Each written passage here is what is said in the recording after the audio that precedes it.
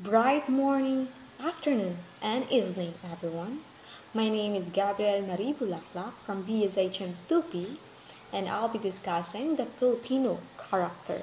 So, but first, let me describe you the illustration picture in my PowerPoint slides. So, can you tell me what is in the picture tell us about? Uh-huh.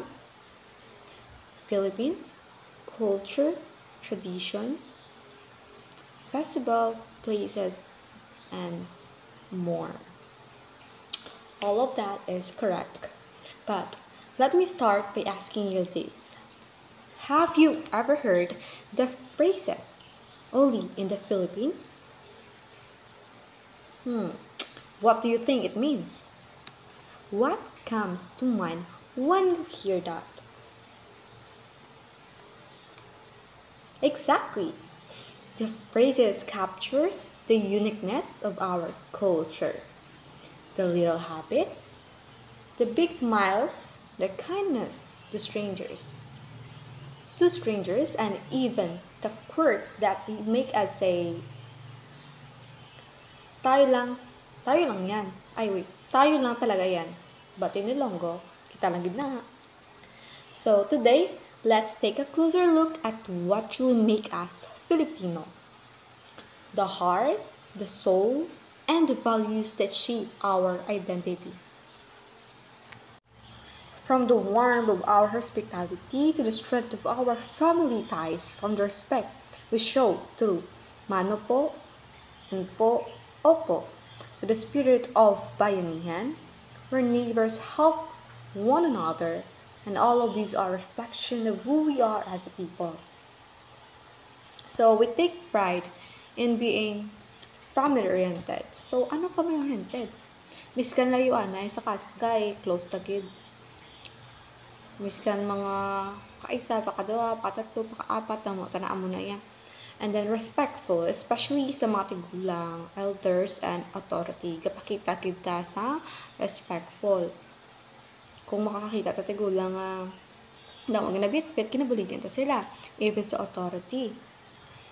Kung makita ta mga teachers ta, nga do kadamo tala, gabulig ta, or even a small action nga makabulig sa ibang tao, we show it in a good way or a respectful way. And hardworking. So, makilala gid ang Filipino as hardworking kay mostly mga Pinoy is ng mga OFW. Miskan dire mga farmers, even mga tendera. Namuda mga Filipinos nga gaobra dire nga miskan makita mo nga kapoy, miskan kagahon, gabina, obra Japon just to earn money and just to provide sa family and bulig sa ilang relatives, even sa OFW, miskan iba gali wala nagapuli. And then, religious. Siyempre, with faith, guarding our actions and tradition, ang Filipino, gadya, very religious, gadya, makita mo gid na. Kay, miskan diin na taga nagapray lang ta, miskan ano, Domingo, gasimbagit.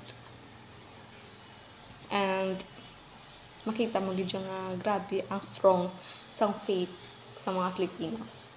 And then compassionate and joyful. So aray di kini madulaya. Because miskan ano ka kapoy kag pigado kag kabudlay sa kinabuhi, makita mo dyan Filipino nga mga Pinoy nga grabe. Miskan ano na ka situation, gasmal Japon. Miskan maparta gasmal.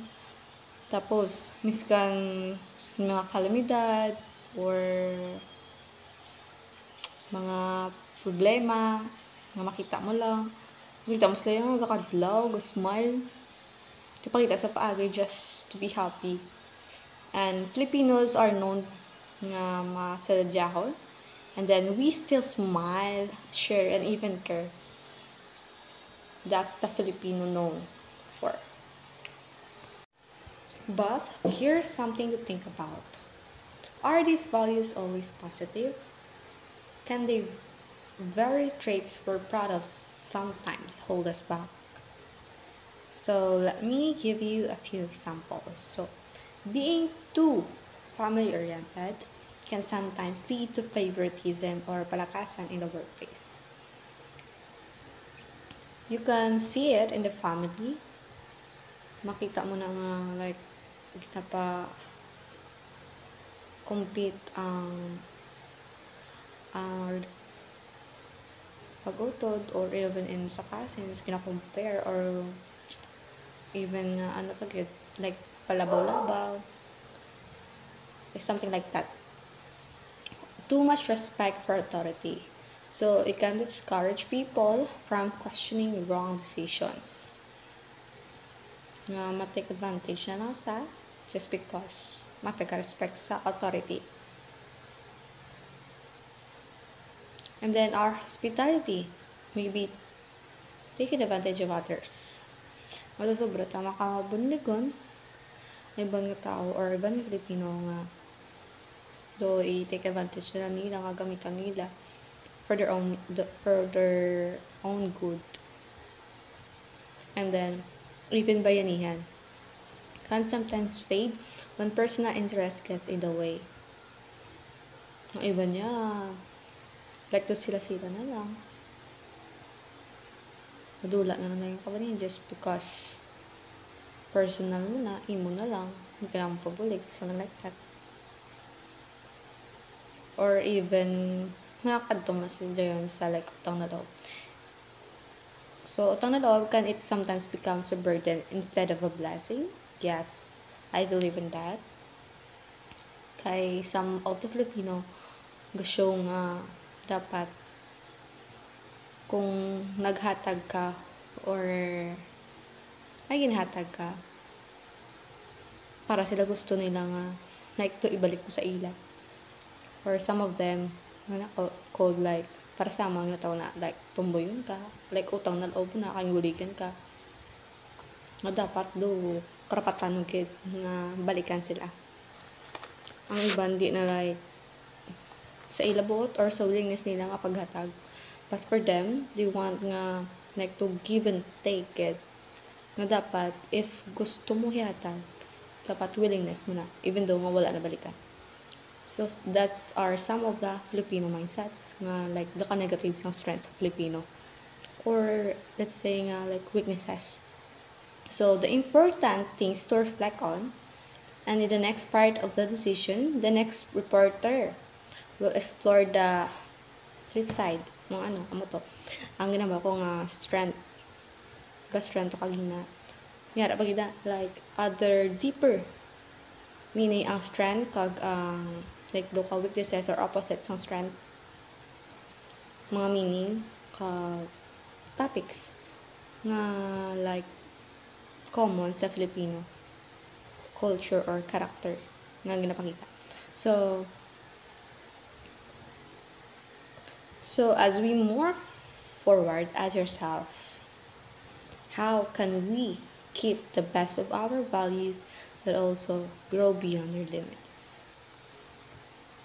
I'm gonna now question. That's the end of my discussion. So let's begin our journey into understanding the Filipino character with both pride and honesty. Thank you. Good morning, everyone. My name is Judy P. Clement, and I will be discussing what is Filipino values. Filipino values are ambivalent. Ambivalent means having two different, often opposite effects. So, Filipino values can be used for good or bad, but can go either way depending on how people use or understand them. For example, utang na loob or debt of gratitude. It can show deep appreciation, loyalty, and kindness towards the people you know. This is the good side. The bad side naman is it can lead to favoritism or corruption, when people feel they must repay a favor even when it's wrong. Example, supporting a dishonest politician just because they helped you once. Another example is hiya or sense of shame or modesty. Ang good side naman is it can lead to respectfully behavior and avoiding doing bad things, but also there is a bad side. It might stop people from standing up for themselves, asking questions, or reporting abuse because they feel ashamed. Filipino values can either help or harm a person's growth or the country's progress. It all depends on how people understand those values and how they live them out in real life. Strength of the Filipino character. Number 1, pagkikipagkapwa-tao. Filipinos are known for empathy, kindness, and generosity. They value helping others, showing respect, and maintaining good relationship. For example, kung may mga tupad balay na may mga problema o nabagyuhan, gahatag dayon sang bulig pareho sang pagkaon or mga bayo. Number 2, family orientation. Filipino place great importance on family, showing love, care, and sacrifice for their well-being. For example, damo OFW nagaantos para mag-obra sa iba na lugar para maipadala lang sa kwarta para sa pagkaon or pag-eskwela sa mga bata. Number 3, sense of humor. They can stay positive and laugh every difficult time, keeping joyful outlook. Example, kung may baha or brownout ang mga tawo nagahampang kag nagakadlaw, Japon miskan ang problema nga ginaatubang. Flexibility, adaptability, and creativity. Filipinos are resourceful and quick to adjust to new situations, often finding creative solutions and adapting well to different environments. So, ang mga Pilipino daw kilala rin sa pagiging madiskarte, kayang makahanap ng paraan kahit kulang ang resources. For example, kapag nasira ang gamit, imbis na itapon agad, gumagawa tayo ng paraan para maayos o mapakinabangan muli. Next is hard work. Number 5. Hard work or industry. Filipinos are hardworking and determined. They are willing to take risks and do their best, and even in the toughest situation, both in the Philippines and abroad. So, mga Pilipino daw ay kilala sa pagiging masipag at handang magsakripisyo. Kahit gaano kahirap ang sitwasyon, ginagawa nila lahat para mabuhay at makaahon. For example, mga magsasaka at mangingisda na nagtatrabaho ng maaga hanggang gabi kahit mahirap ang kondisyon para lang may maihain sa pamilya. Next is number 6, spirituality. Filipinos have a strong faith in God which guides their decisions and gives strength during hardship. This spirituality keeps their hope and motivation alive. For example, sa panahon ng kalamidad, maraming mga Pilipino ang nagdarasal at nagtitiwala na bahala na ang Diyos para malampasan nila ang mga pagsubok. Number 7, ability to survive. Filipinos can endure difficulties whether economic, political, or natural disasters. No matter how tough life gets, they can remain strong and resilient. So, kaya ng mga Pilipino na mananatiling matatag kahit may matinding crisis o sakuna. Marunong silang mag-adjust at hindi agad sumusuko. So, example, kapag may bagyo o lindol, agad na nagtutulungan mga Pilipino para muling makabangon ang kanilang komunidad. That's all. Thank you. So, overall, there are 7 strengths of Filipino character. First is pakikipagkapwa-tao. Second, family orientation. Third, sense of humor. Fourth is flexibility, adaptability, creativity. And next, 5, hard work or industry. Next, 6, spirituality. And last, ability to survive. Good day everyone, I am Jennifer Balyares, and today I will be discussing the weaknesses of Filipino characters. As a Filipino, we are known for many good values, such as being hospitable, respectful, and hardworking. However, like any culture, we also have a weakness that affect us as individuals and as a nation. The first weaknesses of Filipino characters is extreme personalism, giving personal meaning in two actions such as pakikiusap or request, palakasan or power and influence. It leads to favoritism, nepotism, corruption, and misuse of power. This is manifested in the tendency to give personal interpretation to action such as pakiusap or request, palakasan or power and influence, nepotism and favoritism. Extreme personalism leads to graft and corruption, which is now pronounced in the Philippine society. For example, a person gets a job because of a friend power, not because of skills. The second one is family-centeredness, prioritizing family over fairness, causes political dynasties, favoritism, inefficiency, and hinders national progress. For example, a politician passes his position to a family member instead of giving chance to others. The third one is lack of discipline, seen in Filipino time, procrastination, nigaskugon, starting strong but not finishing. Pwede na iyan, setting for less, and rule violations. Lack of disciplines encompasses several related characteristics. We have that so-called Filipino time, which is considered as a poor time management. Another is the Palusot syndrome and the Pwede na iyan syndrome. Another is the nigaskugan attitude, which means starting out project with full vigor and interest, which abruptly die down, leaving things unfinished, resulting to waste of time and resources. The manyanya habit or mamayana habit or saka na iyan attitude, the habit of putting off what they need to do, which leads to an inefficient and wasteful work of system. Violation of rules, leading to more serious wrongdoings and casual work, ethical leading to careless and lack of follow-through. Here are some simple examples. In Filipino time, example, arriving late in meetings, event, or work. Manyanya habit, saying mamaya na and delaying tasks. Nigaskugon, starting with high energy but not finishing the work. Pwede na iyan, settling for good enough instead of aiming good quality. Rule violation, not following traffic rules, cutting in line, or breaking policies. Great morning, everyone. This is Joanne Echano Hariki, and this is the continuation of the weakness of the Filipino character. Number 4. Colonial mentality. Colonial mentality is the tendency of Filipinos to prefer foreign products, ideas, and culture over local ones. This comes from our history of colonization, which has shaped the way many Filipinos view themselves and their culture.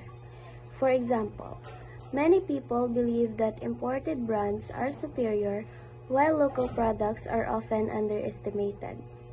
This mentality hurts our economy because instead of supporting Filipino-made goods, people invest in foreign companies. As a student, we should be aware of this bias and promote appreciation of our own culture, products, and talents to strengthen national pride and support local development. Number 5. Pakanya-kanya syndrome or crab mentality. This trait is related to selfishness and the tendency to pull others down. Just like crabs in a bucket, instead of helping one another, some Filipino engage in gossip, envy, and destructive criticism. This results in disunity and lack of cooperation, especially in workplaces, schools, and even communities. For instance, instead of being genuinely happy for someone's success, others try to bring them down or spread negativity. This mentality prevents collective progress because instead of lifting each other's up, other people holding each other's back. Number 6. Lack of self-analysis and self-reflection. Another weakness identified is the lack of critical reflections among Filipinos. Many tend to avoid deep thinking about their own actions or society problems, instead settle for surface-level answers. This is dangerous because it prevents people from truly understanding the root causes of issues. For example, in facing poverty, corruption, or personal struggles, some people choose quick fixes or place blame without reflection. This leads to temporary solutions instead of long progress. Developing self-awareness and critical thinking is important, especially for students, because it allows us to grow and make wiser choices and contribute more meaningfully to solving social issues. 7. Emphasis on form rather than substance. This trait refers to valuing appearance more than the actual content or result. Filipino often give importance on how things look or sound rather than the real effectiveness. For example, in politics, some leaders focus more on image building, flashy projects, or flowery speeches, instead of providing real solutions to the problem, or there's no solutions at all. This way of thinking misleads people to believing that progress is being made when it is only superficial. That's all. Thank you. Bright afternoon, everyone. My name is Rizel Mar de la Cruz. Other studies on Filipino character. In the Philippines, morality is group-centered or based on group thinking. A person's actions are influenced by family, relatives, friends, and community. What is group-centeredness? Group-centeredness means an individual's sense of what is right or wrong, shaped mainly by their group or community. Example, choosing a course in college. A student might want to take education, but since the family wants them to study nursing, they follow the family decision. Next, conscience from the outside. Conscience from the outside means a person decide what is right or wrong and base what other people thinks or says, not their own personal values. Example, a teenager decides not to cheat on tests because their friends say cheating is wrong. Internal morality. This comes from your inside yourself. It's your own values, belief, and conscience that guides knowing what is right or wrong, even no one is watching. Example, you don't cheat on a test because you personally believe it's wrong. External morality. This comes from the outsides like family, relatives, friends. People follow the rules or avoid their actions because they want to judge. Example, a daughter is told not to go out with her boyfriend because the neighbors might gossip. So this is my report. The Sakop mentality refers to the group thinking where individuals prioritize welfare over person interests. This mentality can lead to negative consequences such as barkada attitudes and subservice to illegal or immoral orders.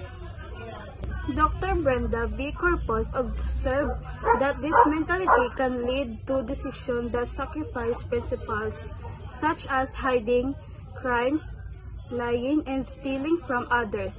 The Sakop determines as individuals right or wrong. So, ang Sakop mentality amon ni ang paminsaron nga prioridad sang grupo kaysa personal nga interest. Ini nga batasan mahimo magresulta sang negatibo nga epekto pareho sang barkada, attitude, paggamit sang pagsunod bisan illegal o kon immoral nga sugo suno kay Dr. Brenda B. Corpus. Ini nga paminsaron nagaresulta sang mga desisyon nga nagasakripisyo sang prinsipyo. Pareho sang pagtatapat sang krimen, pagpangabudlay kag pangawat, ang sakop amo ang nagapakita kung ano ang insakto o kung ang sala sang isa ka tawo. Thank you. There have been studies of Filipinos' moral life. Father Bulato's research identified the kami, a mentality of Filipinos in kami, a Filipino term which means us. Father Grospe says, I identify which may family and relatives. We are opposed to all who are not kami. Fathers Vitaliano Grospe referred to this way of thinking as group-centeredness or group thinking. In other studies of morals, character, it discusses studies on every Filipino's moral character. So many of several scholars like Father Jaime Bulatao, Father Leonardo Mercado, Father Francis Senden, and Father Vitaliano Grospe. So according to Father Bulatao's research highlighted, the kami mentality which refers to a sense of solidarity within a group, particularly among family and close relations like you, are included in the group of people. Meanwhile, si Father Gorospe naman, he elaborated on this by describing it as group-centered or group thinking, where individuals identify strongly with their own group, like families or relatives, and feel opposed to those outside it. Essentially, this mindset emphasizes loyalty and unity within the group, while being distant or antagonistic towards